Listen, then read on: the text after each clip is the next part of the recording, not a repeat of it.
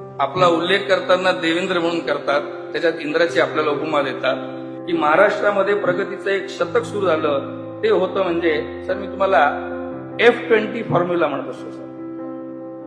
फडणवीसचा मी एक शॉर्टकट करतो आणि तो म्हणत असतो की महाराष्ट्रामध्ये सध्या F20चा फॉर्म्युला चालू आहे आणि तो सक्सेसफुल का बरं आहे सर? कारण की हे सरकार खरंच वारकऱ्यांची काळजी करणार आहे. हे सरकार खरंच ज्ञानोबा तुकोबांचं सरकार आहे आणि हे नुसतं बोलणारं नाही तर सर हा आमचा ज्ञानेश्वर महाराज संस्थान कमिटीचा वारकऱ्यांचा वैयक्तिक अनुभव आहे.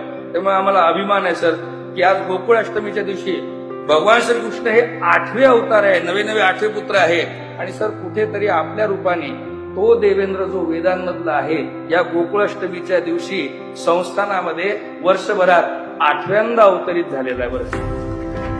त्यामुळे आम्ही या कृष्णाला काही मागत नाही, फक्त सर आपण या वारीमध्ये जे विश्वरूप दाखवलं ते विश्वरूप आपण सतत आमच्यावर ठेवावं. आपला जय जयकार आहे आणि तो खरंच प्रचंड मोठा आहे. त्यामुळे तुम्हाला सुद्धा सर्वांतर्फे धन्यवाद.